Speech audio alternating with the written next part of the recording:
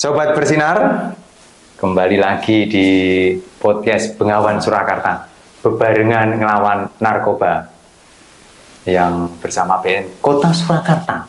Bersama saya Jeffrey menemani Sober kali ini.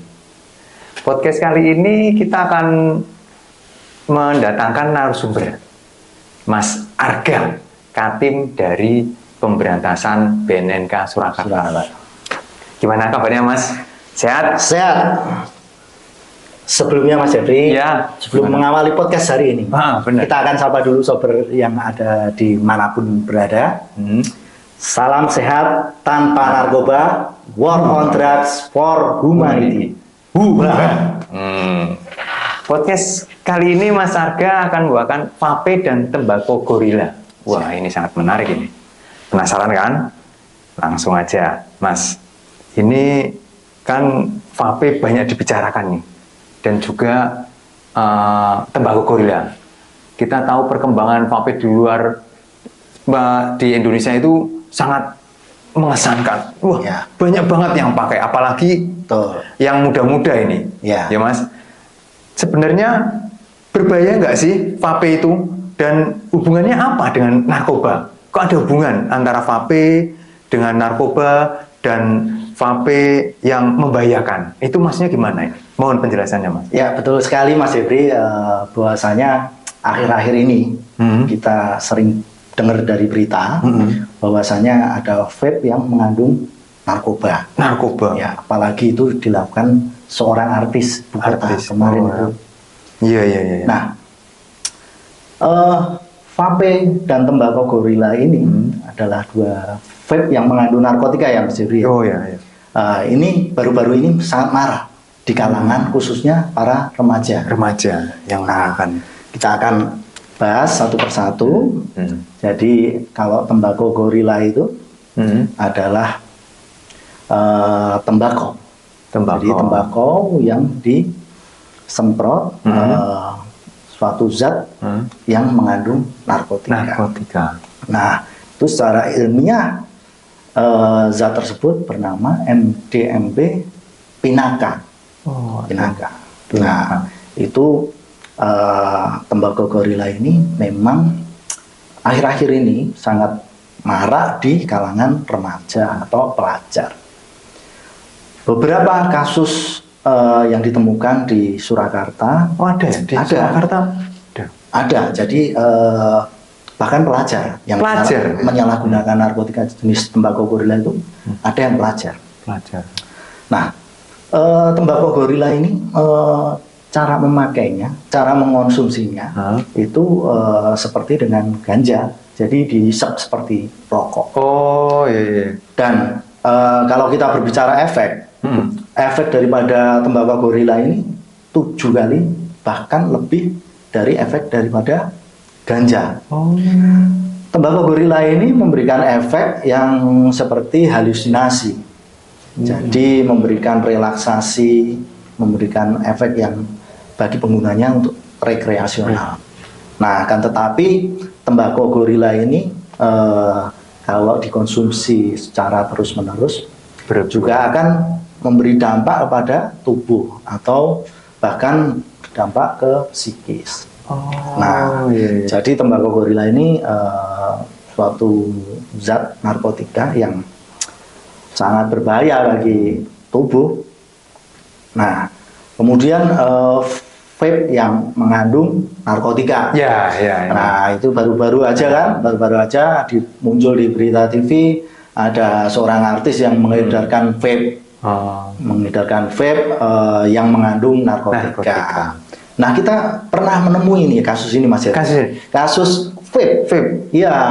Yang ada narkotikanya. Yang mengandung narkotika itu tahun 2023. Kita menemukan di Surakarta itu ya Mas ya? Di Surakarta kita menemukan suatu kasus vape itu yang mengandung narkotika.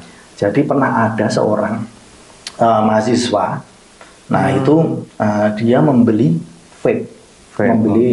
Nah, itu kandungannya setelah dicek di lab forensik itu mengandung zat narkotika golongan 1. Nah, apa zatnya itu? Zatnya itu adalah THC.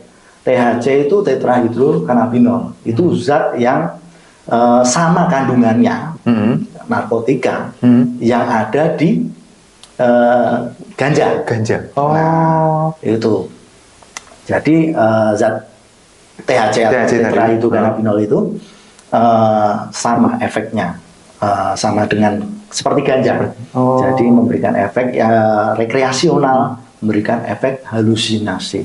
Cara penggunaan di vape itu gimana? Seperti orang yang menggunakan vape pada umumnya, jadi dihisap juga, dihisap, kemudian efeknya itu setelah dihisap ya akan menjadi halusinasi itu. Dimasukkan seperti biasa gitu ya sama vape-nya itu, terus dihisap gitu ya? Ya betul, betul sekali. Jadi cara penggunaannya sama juga. Nah, vape ini juga berbahaya tentunya. Kenapa kok vape ataupun tembakau gorila ini marak di kalangan remaja? Salah satunya karena harganya sangat terjangkau. Bagi pelajar, harganya itu sangat terjangkau. Nah, dan bagaimana cara peredarannya? Ya, itu mengedarkan di antara remaja-remaja mahasiswa itu gimana, Mas? Nah, cara pengedarannya itu, modus operandinya itu melalui, kebanyakan kasus yang kita temui itu adalah melalui media sosial. Jadi ada penjual itu nge-share terkait dengan penjualan vape yang berisi narkotika ataupun tembakau gorila ini mau di-share dulu melalui Instagram, Nah, di-share gitu ya. Iya, kemudian pembelinya itu melakukan komunikasi melalui DM, direct messenger itu. Nah, setelah komunikasi kemudian barulah terjadi jual beli transaksi narkotika itu. Oh, gitu ya. Nah, di Surakarta sendiri ada beberapa kali kita temui kasus seperti itu. Jadi modus operandi untuk peredaran vape yang mengandung narkotika kemudian tembakau gorila itu kebanyakan melalui media sosial.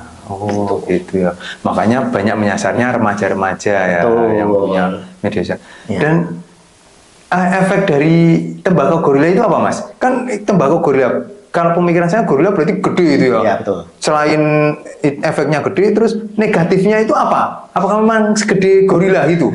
Maksudnya gimana itu, Mas? Jadi ya, memang kalau tembakau gorila itu banyak yang mengatakan bahwa kenapa kok disebut tembakau gorila? Iya. Salah satu. Kok enggak si Pansel yang kecil aja? Ya, ini Pak Jeffrey. Jadi kalau orang mengonsumsi tembakau gorila, banyak yang bilang itu berat seperti tertimpa gorila. Waduh. Iya, jadi efeknya menjadi berat, menjadi orang tersebut, orang yang mengonsumsi narkotika jenis tembakau gorila, jadi malas-malasan. Akhirnya karena kita akan mager. Gitu. Mager ya. Mager bahasanya. Karena ketindihan bukan setan ya, ketindihan gorila berarti. Tertimpa gorila jadi mager ya. Jadi mager begitu. Di efek di tubuh merusak, apakah sama kayak yang lain, merusak otak, merusak organ-organ? Sangat merusak sekali. Jadi penggunaan tembakau gorila dalam jangka waktu panjang itu akan merusak saraf. Saraf. Jadi orang yang mengonsumsi tembakau gorila ini akan sarafnya itu akan terganggu, saraf otaknya itu akan terganggu, sehingga menimbulkan suatu gangguan psikis semacam kegelisahan, kecemasan, cemas itu. Seperti itu. Karena kan tembakau gorila ini, zat yang terkandung dalam tembakau gorila ini merangsang hormon dopamin untuk memproduksi. Hormon dopamin itu adalah hormon yang memproduksi membangkitkan kesenangan dalam otak. Jadi kalau diproduksi terus-menerus dengan dipaksakan, tentunya akan memberikan efek yang bahaya juga bagi psikis. Gitu ya. Begitu. Nah, kembali lagi ke vape ini, Mas. Ya. Kan marak ini. kita membedakan vape yang ada narkotikanya sama yang tidak ada narkotikanya gimana? Kan kita secara awam sama aja itu. Cairan sama, itu sama. Kalau dilihat dari bentuk fisiknya, memang itu sama, Mas Jeffrey. Oh, bentuk fisik sama ya? Bentuknya fisik kita sama. sulit membedakan ya? Yang membedakan terus apa? Jadi untuk masyarakat, paling mudah untuk membedakan vape yang ada kandungan narkotikanya ataupun vape yang tidak ada kandungan narkotikanya itu dari harga. Oh, dari harga? Iya, betul. Dari harga. Tentunya vape yang mengandung narkotika itu jauh lebih mahal daripada vape yang biasa kita temui di vape store. Nah, harganya itu di luar normal. Oh, nah, di atas standar normalnya ya gitu ya? Betul. Jadi kalau vape itu liquidnya itu harga di antara 100-150 itu bisa berkali-kali lipat harganya daripada vape yang normal tadi. Oh, karena ada narkotikanya, jadi harganya lebih mahal gitu ya? Betul. Pasti jadi, ya. Pasti itu cara paling mudah untuk membedakan narkotika itu. Oh gitu ya. Nah, selain itu Mas Jafri, selain vape yang mengandung narkotika, kemudian tembakau gorila, ini di kalangan remaja itu banyak sekali penyalahgunaan obat, terutama obat keras. Obat keras. Obat keras. Seperti apa ini Mas? Obat kerasnya seperti apa? Obat keras itu seperti pil sapi, kemudian trihe, kemudian pil yang pil Reglona. Nah itu sebenarnya untuk obat, untuk penyembuhan suatu penyakit psikis, tetapi banyak sekali disalahgunakan. Ya itu karena memang harganya terjangkau di kalangan remaja. Oh, nah gitu. Itu apa efeknya? Efeknya ini kan lebih berbahaya daripada obat keras atau narkoba yang lain, karena langsung menyerang ke sarafnya. Ya, betul. Karena pil koplo yang tadi, pil koplo itu kan dikonsumsi secara terus-menerus juga akan merusak saraf. Ya, betul. Yang diserang langsung sarafnya. Betul, yang diserang langsung sarafnya. Terus kan ini remaja kan tumpuan kita ke depan ini. Betul. Apalagi kita menghadapi Indonesia Emas 2045. Iya. Terus cara menanggulangi, menjauhkan remaja dari narkoba, kan remaja ini calon-calon pemimpin kita ini. Kalau pemimpinnya kena narkoba kan bisa hancur negara kita. Cara mengatasinya gimana? Biar remaja itu terbebas dari narkoba. Yang pertama untuk remaja agar bisa menjauhi penyalahgunaan narkotika, ya menjaga pergaulan, menjaga pergaulan. Jadi tidak bergaul dengan ke hal-hal yang negatif. Kemudian kalau ada permasalahan, jangan langsung larinya ke narkoba. Jangan lari ke narkoba. Artinya setiap ada permasalahan itu bisa kita sampaikan. Kalau pelajar bisa kita sampaikan ke orang tua. Misalkan pada guru BK. Di SMA SMP kan ada guru ya, BK, guru konseling. Jadi kita bisa artinya apa? Curhat. Oh, tempat curhat. Ya, harapannya orang tua ataupun guru konseling itu bisa mengatasi masalah yang dialami seorang pelajar itu. Sehingga pelajar itu tidak lari ke yang narkoba ya. Karena selain murah dan mudah, karena sasaran mereka juga remaja, pasti yang diserang remaja. Dan yang penting begini, Mas Jeffrey, narkotika itu setiap kepemilikan, setiap penguasaan sedikit pun akan berdampak hukum terhadap penyalahguna itu sendiri. Oh, ada berarti ada hukum-hukum yang akan menempel pada penggunaan maupun menyimpan. Betul. Jadi seorang yang menguasai narkotika tanpa artinya legal, tanpa resep ataupun disalahgunakan, nah itu akan berdampak hukum. Ada ancaman pidananya. Nah, berarti penyalahguna itu nanti akan kena iya sanksi pidana. Betul, seperti itu. Nah. Sehingga daripada kita kena sanksi pidana, lebih baik kita hindari penyalahgunaan narkoba. Oke. Kalau misalnya ada ya lingkungan kita yang udah terlanjur itu, terus gimana, Mas? Apabila seseorang yang tidak sengaja itu ya terjerumus, terus gimana? Apabila ada tetangga, teman, sahabat, orang tua atau bahkan anak yang sudah terpapar narkoba, baiknya dilaporkan ke BNN ataupun di kepolisian. Nah, kalau dilaporkan ke BNN, akan kita lakukan rehabilitasi. Bayar berapa itu, Pak? Kalau BNN Surakarta, kita ada layanan rehabilitasi, akan tetapi untuk sampai sekarang hanya melayani rehabilitasi rawat jalan. Gratis ya? Untuk biayanya gratis.